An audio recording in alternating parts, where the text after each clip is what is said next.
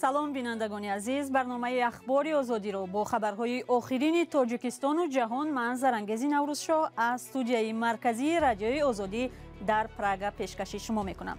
имрӯз 11 июл аст. нахуст таваҷҷӯҳ кунед ба сархати мавзӯъҳои барнома. боздошти пайҳами чанд хабарнигору блогер дар Тоҷикистон. чаро мақомот журналистонро нишон гирифтаанд?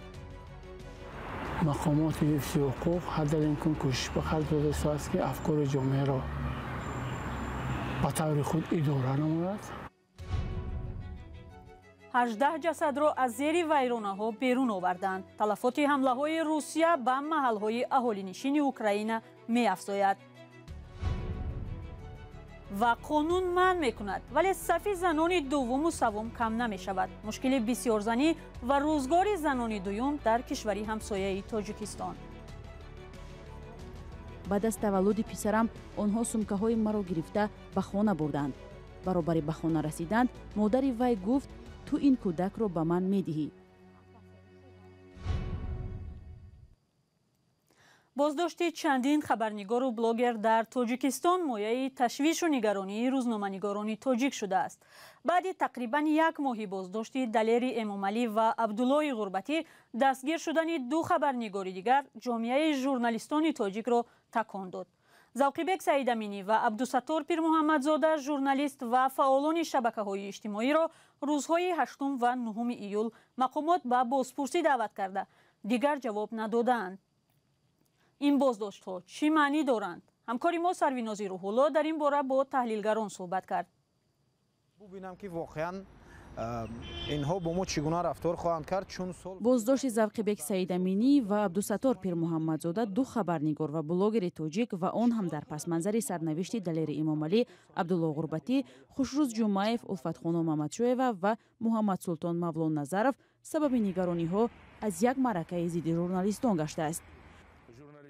коршиносон мегӯянд рӯшан нест чунин тасмимҳо дар кадом сатҳи давлатӣ гирифта мешавад, аммо ҳамчун тамоюл он барои ҷомеаи тоҷик бисёр нигаронкунанда аст. вале вақте ки танқид кардани корманди ҳукумат ё мутаваҷҷеҳ шудан ба иллатҳои миллат ва табиати мушкилот ва кӯшиши мусоидат намудан ҷиҳати ислоҳи ин камбудиҳо, то ки давлатдорӣ муваффақтар бошад, сатҳу сифати зиндагии мардум беҳтар, аммо ин ба боиси малол ё нигаронӣ ё нороҳатӣ ким кадом хизматчии давлатӣ ё корманди мақомоти ҳифзи ҳуқуқ ё қудратӣ мешавад, ин боиси нигаронӣ аст.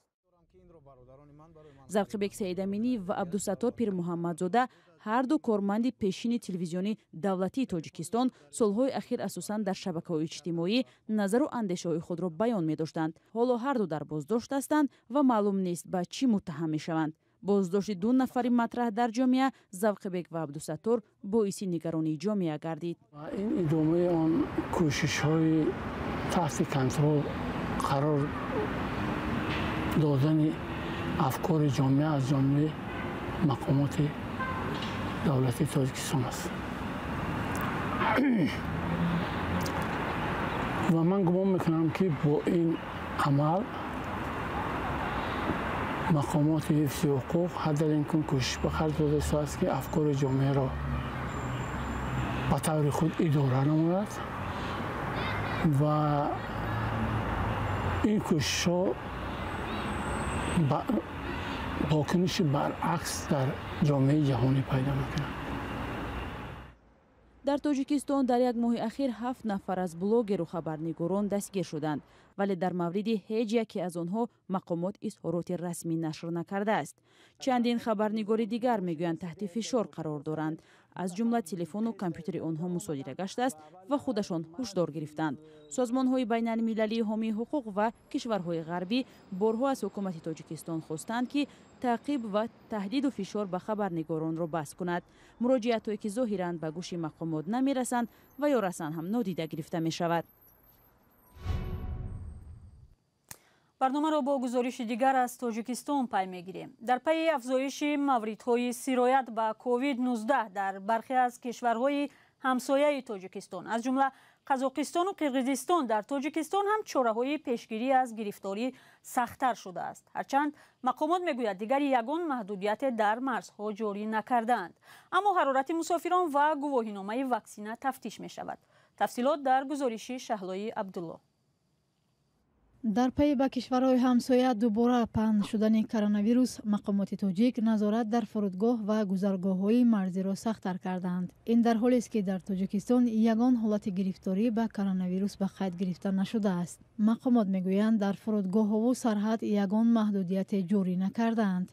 حالت سر زدن بیمار در دولت‌های همسایه ما زیاد شود، حتما از طرف وزارت تندرستی، از طرف خدمات نظارت دولت سنتری اپیدمیولوژی چاره‌های پیشگیری کننده را چخیل که در وقت پاندمی چاره‌ها ضد پیشگیری این بیماری پرزور کرده شده بودند، آن چاره‌ها را عملی می‌نماید.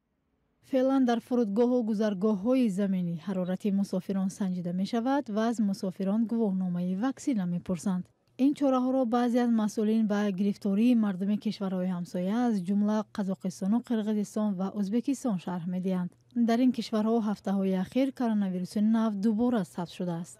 اما در وزارت تندرستی تاجیکستان گفتند باری اخیر در کشور ماه فوریه 3 حالت سیرایت کرونا ویروس به قید گرفته شد. بعد آن هیچ حالت سیرایت شوی ثبت نشده است. حالا آزمایشگاه‌های وابسته به کوید با ریجه معمولی فعالیت دارند.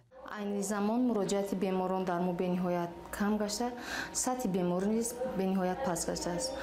روز تا روز شماره سپرندگان آید به تحلیل نمونه کووید 19 پست بوده. تنها شخصانی به ما مراجعت میکنند که آنها سمت پرواز به یگان منطقه‌های کشور میروند. مسئولین آزمایشگاه میگویند این روزها به در اکثر آزمایشگاه‌ها آنهایی میروند که به کشورهای دیگر سفر دارند. ساکن دوشنبه مهرالله کمالزاده یکی از آنهاست. او روزهای نزدیک به روسیه سفر دارد. جایی که چی کردن؟ بلیت گرفتن گفتن که مثلا کووید حد نیست، گرفتن در کار. برای همون اومدیم که کووید نباشیم چی سپردیم آنالیز.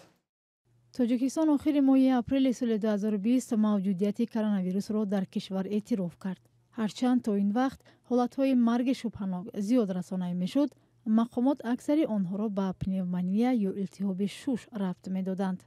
مقامات تاجیک میگویند در عموم بیشتر از 17,000 نفر به کرونا ویروس گرفتار شده. دوام نزدیک 2 سال پاندمی در کشور 124 نفر از کرونا ویروس جان داد. آماری که به درستی آن نه همه باور دارند.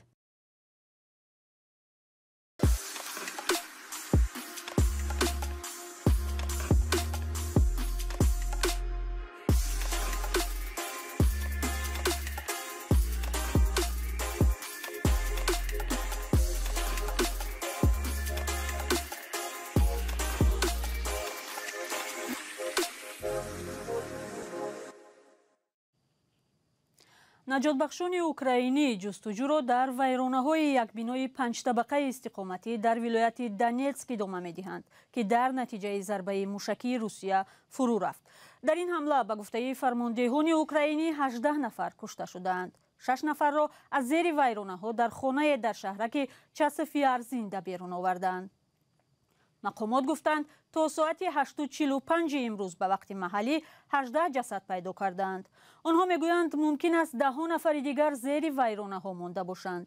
نیروهای روسیه پس از اشغال ولایت لوگانسک در شرق اوکراین حمله ها را به ولایت دونباس سخت‌تر کردند.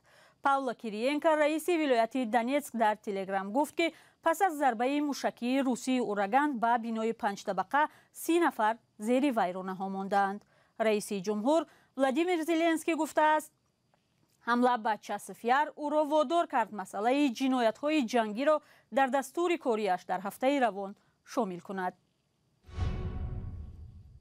برنامه را ادامه می‌دهیم. در همه کشورهای آسیای مرکزی بسیارزنی یا پلیگامی را قانون منع می‌کند و رسما عباره زن دوم وجود ندارد. اما با وجود پیش‌بینی شدن جزا برای چند همسری در این کشورها صف زن‌های به اصطلاح دوم و سوم کم نمی‌شود و مشکل آنها و فرزندانشان نیز سال تا سال می‌افزاید. قصه زندگی زنان دوم در زندگی زنان دوم در قرقیزستان سخت و سنگین است. نوریلا تورقلوی 38 ساله مادر 6 فرزند یکی از آنهاست. شوهر اولی او در روسیه زن گرفت و او را با 4 فرزند تنها ماند. با مشورت پیوندان او دوباره شوهر کرد و صاحب 2 طفل دیگر شد. ما رو با شوهرم همسر اولی او شناس کرد. وی گفت تولد کردن نمیتواند و برای شوهرش زن دوم جستجو دارد. آن زن گفت هدف اصلی آنها ادامه نسل شوهرش است. ما نکاح کردیم. یگان سند نبود.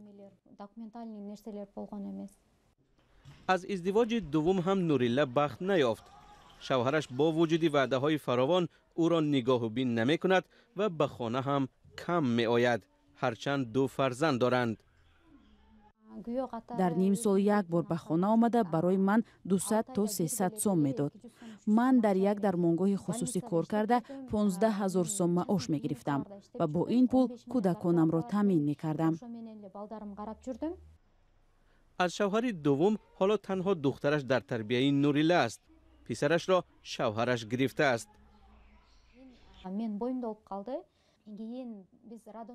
بعد از تولد پسرم آنها سومکه‌های مرا گرفته به خانه بردند. برابر به خانه رسیدند مادر وی گفت تو این کودک را به من میدهی.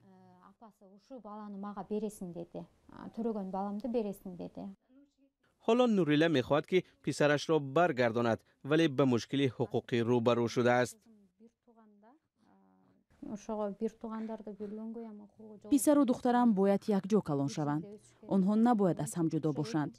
دخترم هنوز شیرمک است. دادگاه باید کودکان را به من میماند. حتی اگر مرد زنی دوم هم بگیرد باز هم زنان گناهکار دانسته می شوند. به سند عقد نکاح در یگان جای حقوق من حمایت نمی شود.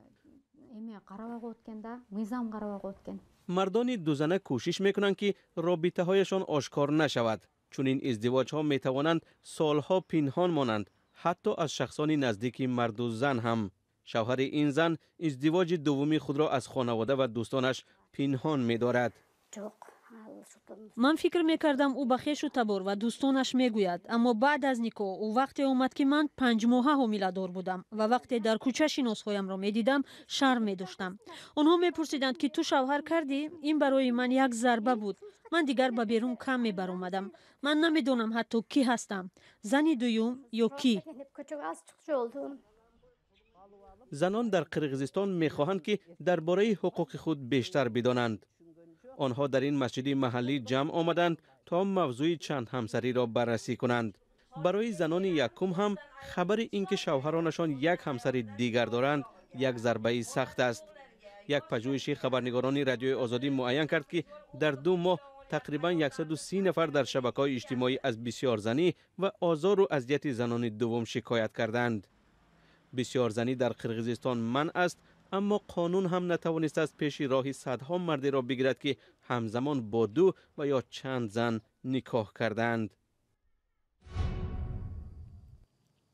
سازمان بین المللی گنوسید واچ یا دیدبان نسل کشی در گزارش گفته است اقلیت پامیری در ولایت مختار کوهستان بدخشان با فشارهای افزاینده محاکمه و بازداشت از طرف مقامات تاجیکستان دچار شده است. در اظهارات سازمان به حادثه های مهمه اشاره کردند که بر اثر آن 10 نفر در روشان و خاروخ کشته و دستگیر شدند.